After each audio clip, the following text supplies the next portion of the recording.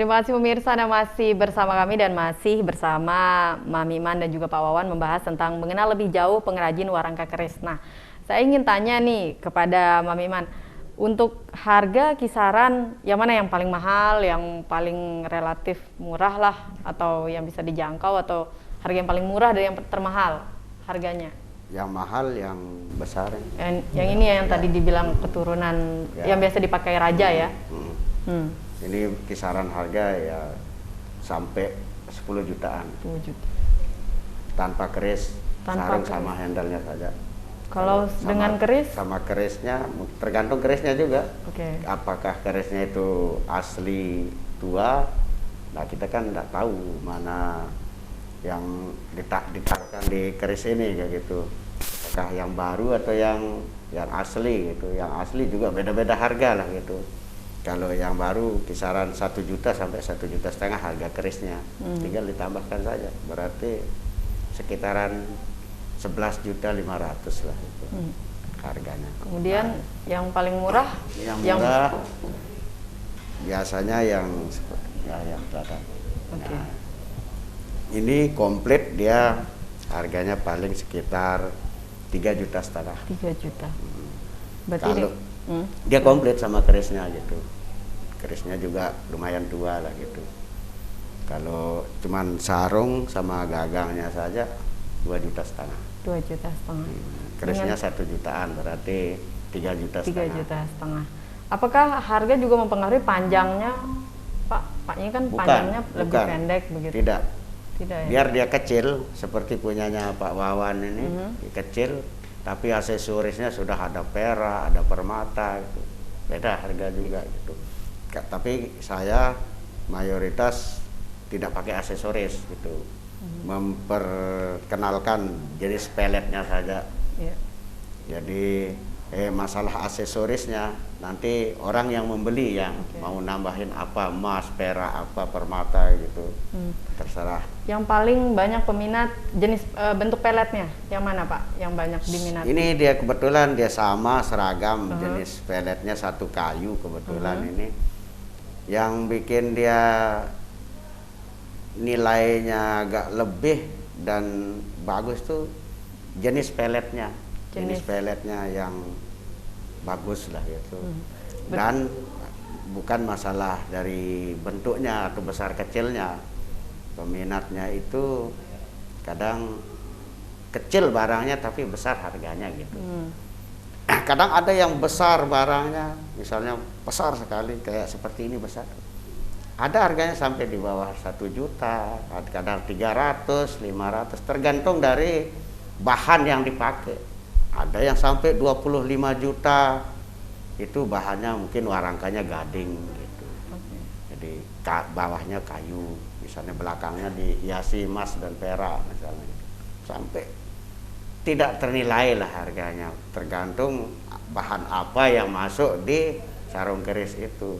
Berarti tergantung dari material dan juga orang yang meminta dibuatkan ya, Pak ya? Iya. Mau yang seperti pesanan, apa? Ya, pesanan. Gitu. Nah, kalau sampai saat ini dalam sehari Bapak bisa berapa permintaan? Atau untuk tidak tentu? Saat ini dia ndak ada ketentuan sehari dapat berapa, sebulan dapat berapa, tidak. Dia relatif. Kadang kalau dia lagi rame-rame sehari bisa 3, 4 sampai 5 gitu laku. Kadang-kadang 1 bulan 1 gitu yang laku gitu. Ndak tentu lah, karena sekarang juga lagi musim corona ya. Jadi kita memasarkan juga itu bukan lewat pameran lagi sekarang, lewat online lah gitu, lewat WA, Facebook gitu. Tapi Pak, kalau kita melihat pemasaran keris ini cukup banyak peminatnya kalau secara online? Alhamdulillah, karena kita sudah memperkenalkan lewat media sekarang itu, jadi orang yang belum paham juga bisa kita jelaskan lewat media gitu. Begini loh, keris ini begini. Nah, sarungnya seperti ini, nilainya seperti ini. Kadang memang orang awam ya, kok mahal ya gini. Memang dari apapun yang sulit dicari, yang sulit ditemukan itu pasti akan mahal. Gitu. Baik. Seperti permata. Iya, baik, saya beralih ke Pak Wawan nih terkait dengan tadi tergantung dari bahan baku, material dan juga kelangkaan dari keris itu. Nah, bagaimana agar masyarakat itu juga mempelajari atau ingin tahu nih seperti apa keris itu, dia harus seperti apa atau belajarnya kemana atau bisa langsung ke Pak Wawan atau gimana? Ya, seperti yang saya bilang tadi, sebelum mengenal keris ya harus paham dulu apa itu keris gitu. Karena kita juga sebagai pegiat keris ini selalu memperkenalkan juga ke teman-teman halayak luas terkait tentang keris, terutama di anak-anak muda sekarang ini, karena masih tabu teman-teman di di kalangan anak muda terkait tentang keris gitu.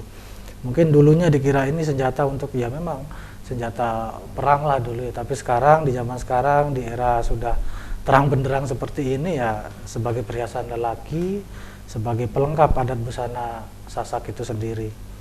Ya seperti itu. Hingga saat ini sudah ada tidak komunitas pengrajin keris atau penggiat seperti Bapak? Ya, kalau komunitas ada di Lombok, sudah ada beberapa komunitas keris yang ini termasuk Bapak Lalu Rahman ini ikut dalam paguyuban Anjani. Nah, beliau terkhusus di Meranggi di Warangka Keris seperti ini. Dan itu juga kami juga menginformasikan ke halayak luas terkait tentang adanya komunitas keris di Lombok gitu. Untuk mari kita bergabung untuk mencintai keris, ayo gitu. Baik, terima kasih kami ucapkan untuk kedua narasumber yang telah hadir karena waktu kita sudah habis. Terima kasih Mami Iman dan juga Pak Wawan yang telah hadir di sini dan menjelaskan beragam bentuk keris dan juga harganya yang cukup fantastis ya untuk dimiliki. Dan ini memang memiliki makna yang berbeda-beda begitu. Nah, mungkin kaum lelaki yang ada di Lombok ini harus memiliki ya dan harus mengetahui maknanya ya, karena memang digunakan dalam perayaan adat dan juga masih tetap dilestarikan begitu. Dan pemirsa, itu dia tadi. Terima kasih atas perhatian Anda di Bincang Anyus ini. Sampai bertemu di lain waktu. Saya Vin Kandini pamit undur diri. Wassalamualaikum warahmatullahi wabarakatuh dan sampai jumpa.